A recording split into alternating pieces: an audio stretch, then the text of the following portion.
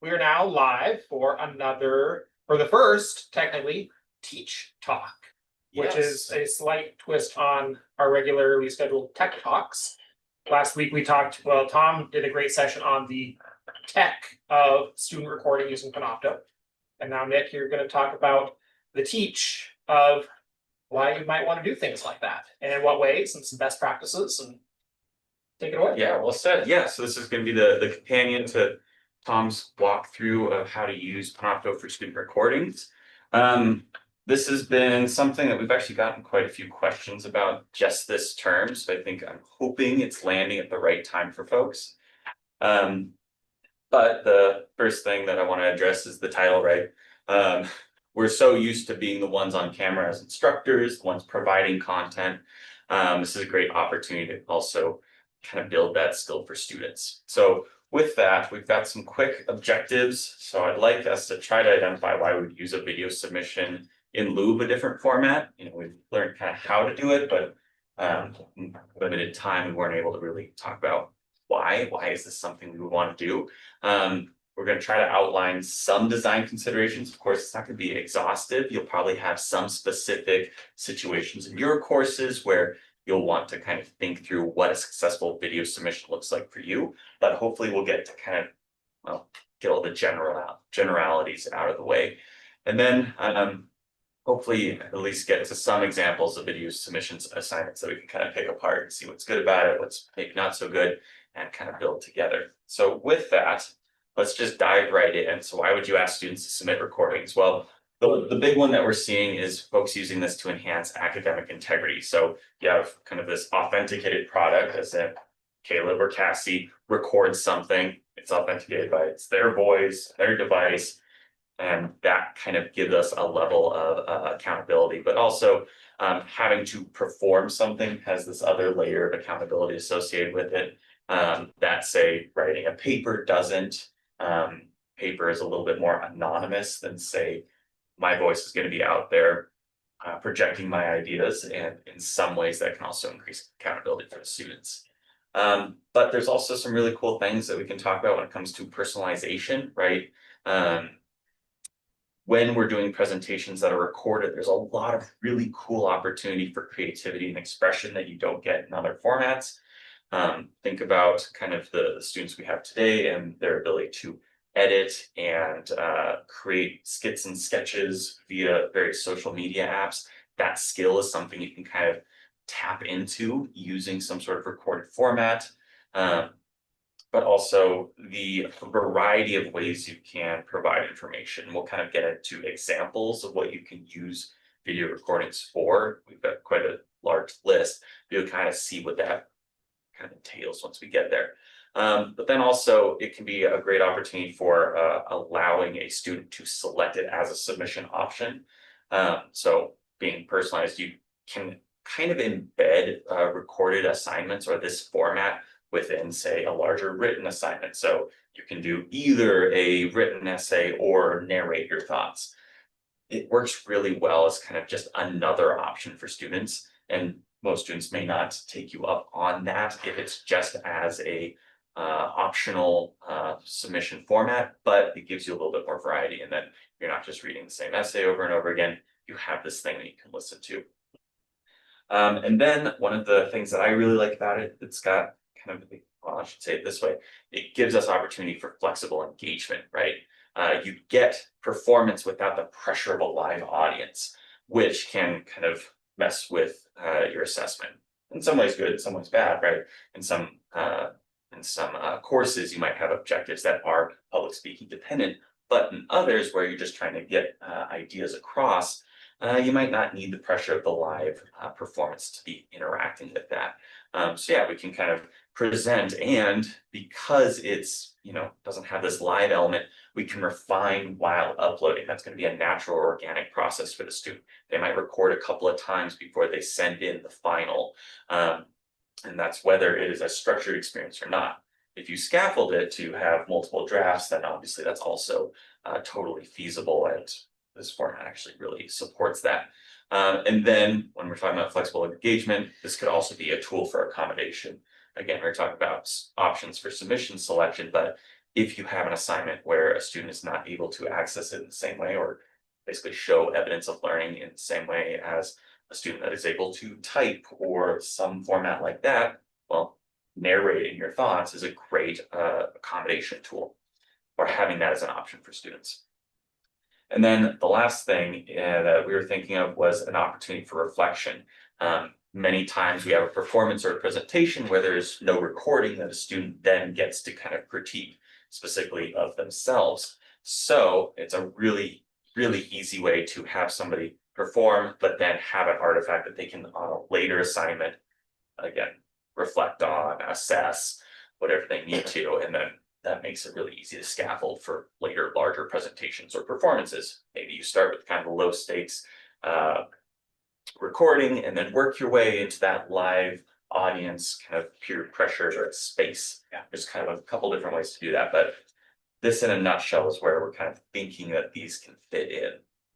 Is that making sense for everybody so far? Yeah, kind of aligning hopefully with their feelings and opinions. Well, especially thinking about earlier where you have, if an objective is public speaking is a learning objective, like we know that if that's the monster at the end of the book in a public speaking class, so many students, they don't make it to the end because they are so terrified of that particular act, that being able to kind of emotionally scaffold them into it with these opportunities for recording themselves alone in a room, quiet, but with nobody else watching, can kind of get them there. And I think that that's a great use case. Well said. And it's also pretty authentic given some of the things that we could be using recordings for. Like, I think about courses where you are going to be going into a field or into an industry, right? And that's how you talk to people. You record yourself. Sure. If I had known that this was going to be my life, I would have spent a lot more time learning how to record myself. And learning how to speak, learning how to, demonstrate things. I think that that's a really neat thing about the recordings that we might, as being folks in a community college setting, really need to think about. Rebecca has a great comment in the chat, also super helpful for developing math communication skills. Oh, nice. Students are often afraid to share their mathematical thoughts in a group right off the bat. Yeah, that's a really great example. So then we've kind of talked through why. We should probably talk through some quick concerns. These are things that if you're implementing this practice, just to kind of keep in mind, back of the brain, you might have to pivot if something happens. So first thing is definitely technical limitations, right? We're recording, that's going to require a mic, some sort of integrated mic, maybe some video depending on your objectives. But those things definitely can cause issues. Then there's the upload process, trying to get it uploaded. You might have to kind of massage that process a little bit. But as far as technical limitations, it doesn't have as many as, say, other formats or really tech-intensive courses. But it might perhaps be a good idea to include this in their syllabus. If this is the kind of activity that you're going to do, is let students know right away, you'll be doing video recordings, so you need to have a camera and a microphone of some kind. Yeah, good point. And where to find them if you don't have them. Yeah, perfect, sure. Our local libraries in Spokane, especially the downtown library, has a recording and podcast studio that a lot of people don't use. Yeah. So, but it's there. Yeah, Tom says include as if it were a course material. Mhm. In the same place as you would say, this is the textbook you buy, this is the equipment that you are expected to have. Well, and I just riffing off of that as well, like any format, if it's a novel format, having some sort of test, some low stakes experience to kind of ensure that everybody's got things in place, that might also be a good practice as well. Then the next item, environment, right? This assumes that there's going to be an appropriate recording space. There might be lack of access in those regards, whether the space is quiet enough that other sounds aren't coming through. There might be issues with, again, if your objectives are requiring some sort of recorded like video, as in the student needs to record themselves visually. That could also be an issue of just, do they have a proper background? What are things in place to make sure that they can create kind of the professional recording that you're looking for? And on that same note, there's kind of a privacy issue, right? We need to be protecting student submissions and course common spaces if they're being shared. Luckily, Tom kind of talked through what access other students have if they're recording in Panopto. It kind of locks it down in a really nice way, so that's less of a concern. I've seen other formats though, individuals using like VoiceThread or things like that. That would be a concern if you're using those formats. And then again, with asking for students to record themselves visually instead of just audio and some sort of shared visual like a PowerPoint or screen capture, that also could be a little bit of a privacy issue. So that's going to be something that you're going to have to determine if it's appropriate for your objectives, and then if not, probably best practice to think that out. And then there's an instructor workload consideration, right? If the video submissions get too large, you might be watching a lot of recorded content. And once we get to kind of like the best practices, we'll try to kind of manage that. But you just have to be careful that you don't end up creating recordings that don't make them do lectures. Think of how to chunk those things up, which is a nice segue into best practices. Shorter rather than longer. That's going to be kind of the play by time 2 x 2. Chunking recorded assignments up so the recordings are short and manageable, both for you, but also the student, right? If any editing that they want to do needs to occur, or if they're doing it iteratively, okay, I'm going to record a little bit. Okay, I don't like that. I'm going to try recording again.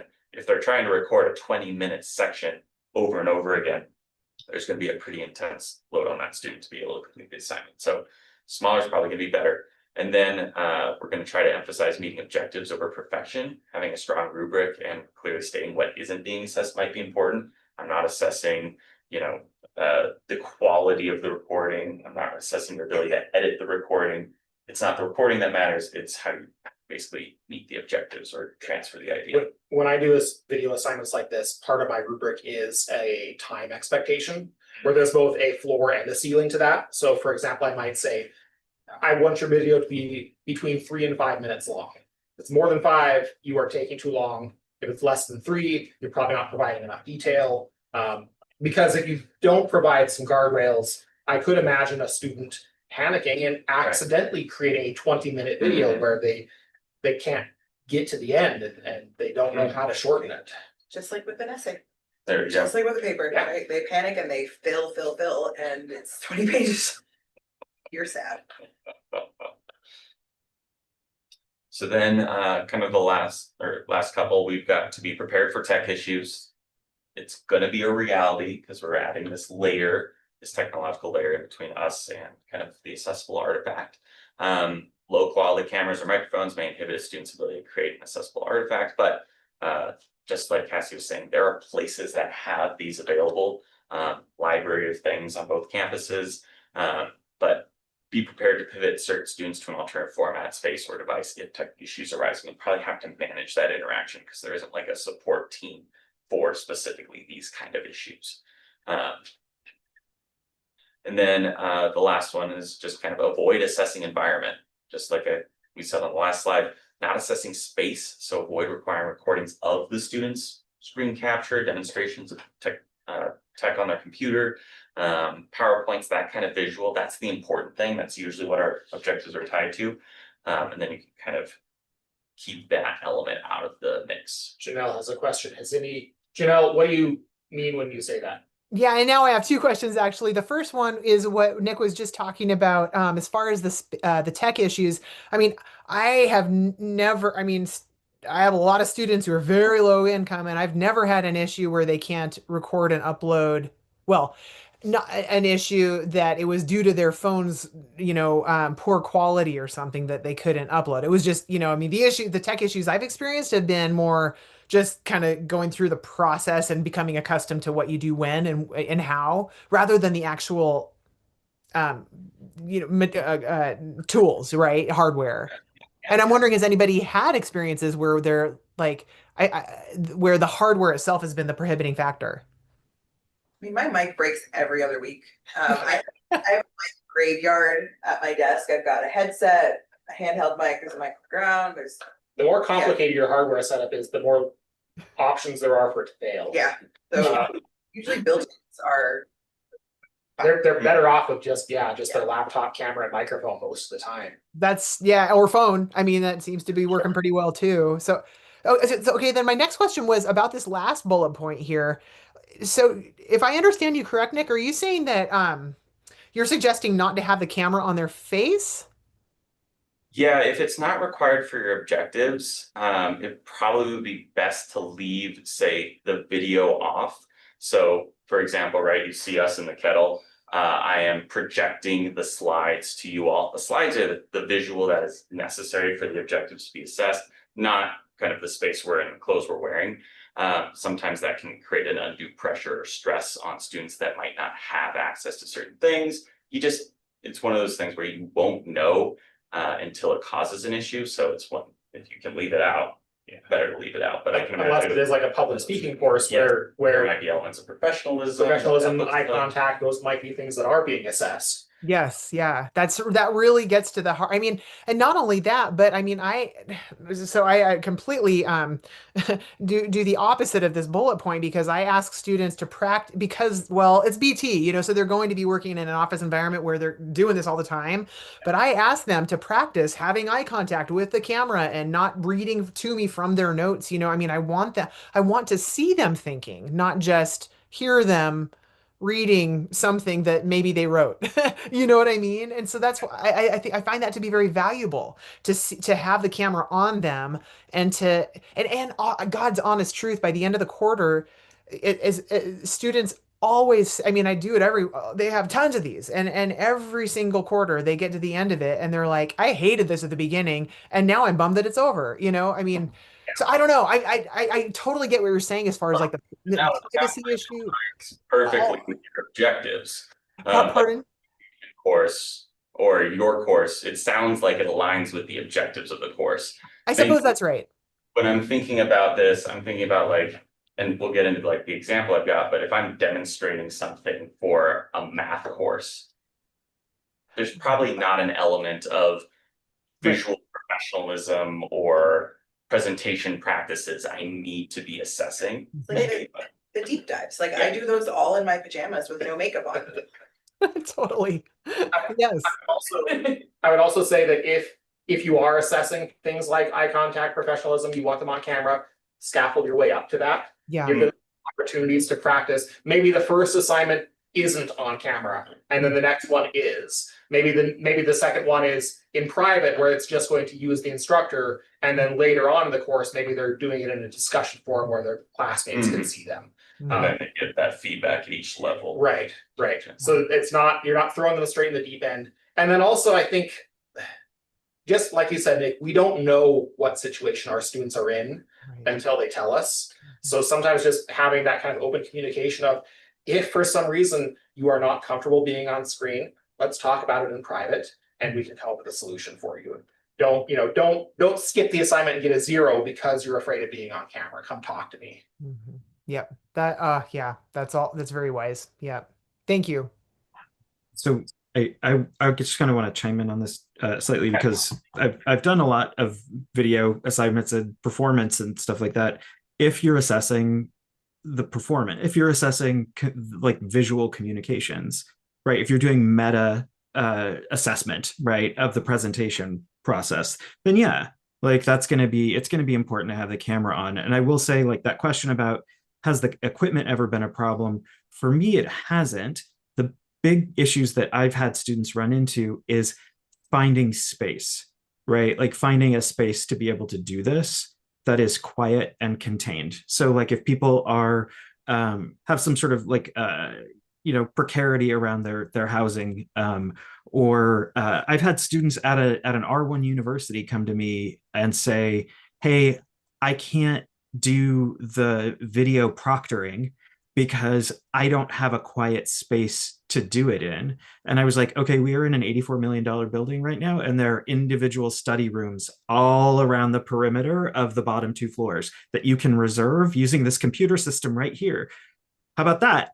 And they're like, oh, I never thought of that. I was thinking I would have to do it in my dorm room. So it was just, people like don't always have the thought process around like really creatively finding those solutions for spaces, but spaces can be a real issue when you are space insecure. Or having to share communal space with your colleagues and trying to record things. Huh, what do you mean by that, Cassie? To know, Feels pointed. Anyway, continue. Feels pointed. that's,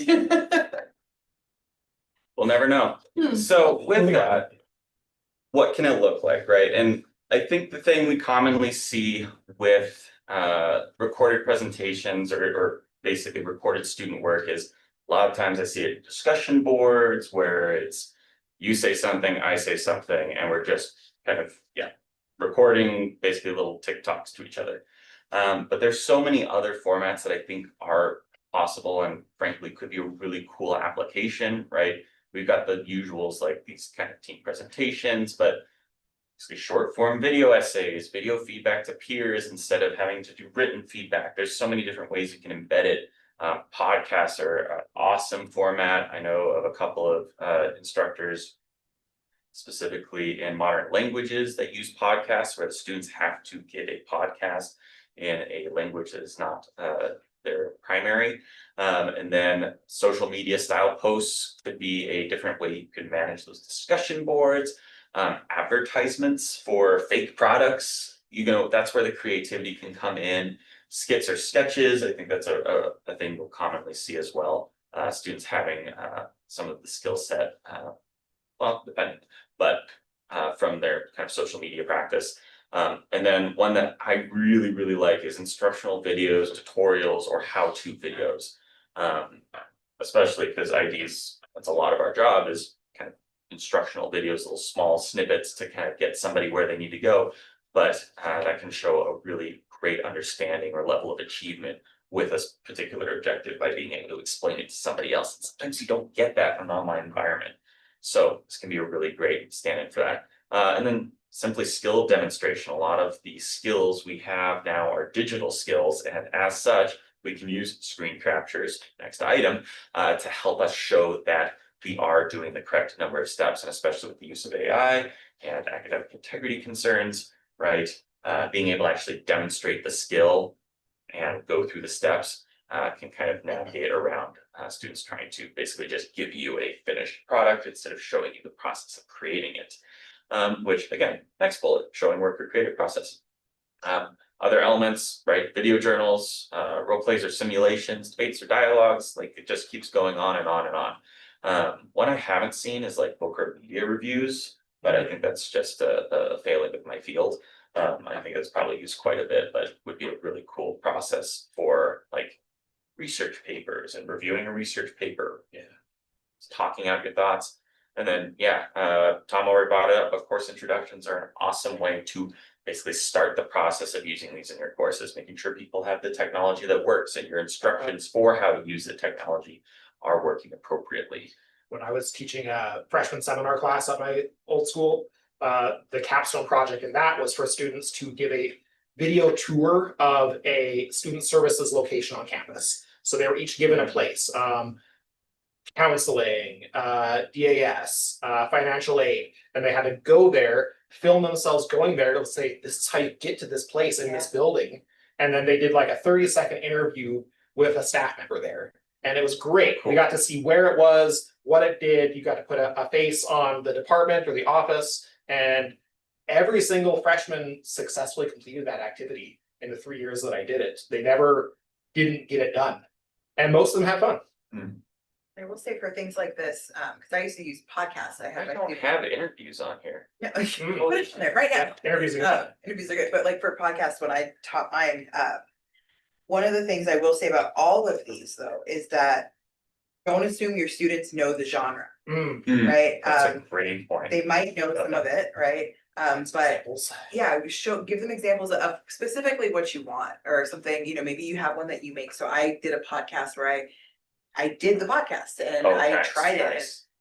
And, I literally ran it. So giving students some sort of model that you want to base their stuff off is a really good idea because again, we don't want to assume that they know what an elevator pitch is, or or there might be things that you don't want to get. I'm looking at the debates or dialogues. There are certain types of debate styles that we see on YouTube all the time that would be really inappropriate for the setting. So we want to make sure that we're giving them an opportunity to see kind of what you're thinking. That which might mean extra research on your part as you're building the course, or even trying it yourself. Beautiful. Show your example before we ran out of time. We have run out of time. Well, in our template course, we have created just a simple example. In this case, it's a recorded demonstration of a student doing an online simulation. What I was hoping is we would get folks to, kind of pick it apart. It's not perfect, but it kind of gets at the fact that you can check your objectives. Check your objectives. Make sure you're not biting off more than you think the students can chew. And then as you go through your instructions, just as Cassie said, working through them, doing it yourself, making sure you don't get into any weird little pinch points where, oh, what was that next step that I need to do? Does this format actually work for the objectives I'm assessing? And with recording, I think, as you saw in the last slide, there's a lot of different situations where this will work well. And then practicing writing instructions for how you want folks to do it.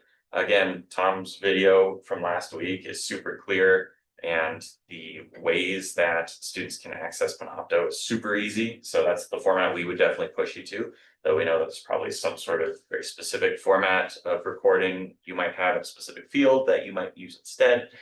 But then always having some sort of disclaimer or basically pathway for students to figure out if they need an alternative format or need those access or need help solving access issues.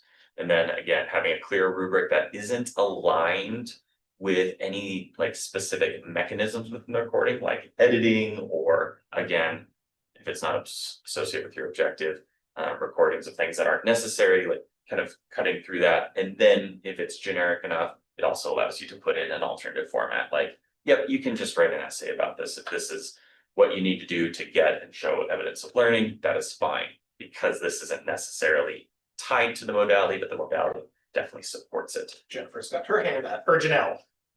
Yeah, just quick question. You mentioned that Tom's presentation last time about Panopto recordings, and I feel like somebody mentioned that there was maybe an forthcoming, is that a word? A tutorial video for students. Is that does that exist, or is it in the making? And if it's not, that's fine. I'll make one my own, but I don't want to do it if it's already there. So Tom and I are working on a Panopto deep dives, and part of that will have a Panopto deep dives for Awesome. students. Thanks, Cassie. Cool. It's coming, but if you make something, let us know. Don't do it. It will be substantially less polished than yours, whatever I do. But yeah, I'll let you know. Yeah, On the we rubric. don't bring polish. Yep. I do have one that I made when I was at Boise State that does this, so you can hear this is on a Canvas page. It's actually, the video is hosted on YouTube. You can kind of see, like, it's just me going through going, I do this, I do this, I do this, right? But Awesome. Tom, would it be okay if I put that in the the resources for this teach talk, just until we have Sure. Yeah, I mean, it's just stuff I ripped off from my last job. Not really. It's just like we're making stuff and sharing. It doesn't matter. Like, yeah, but it's just kind of an idea. And like, I've been using it. I had it there because occasionally I get students going, I don't know what's going on. And I'm like, hey, try this. Just to have it. Yeah. But eventually we'll make a.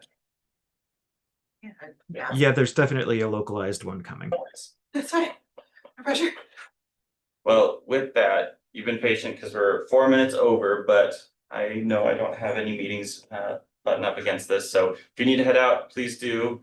Otherwise, I'll hang out and we can talk a little bit further. Sounds good. Thanks for coming, everybody. Thanks. I'm gonna end the live. Yeah, we'll see you guys soon. Thanks a lot, guys.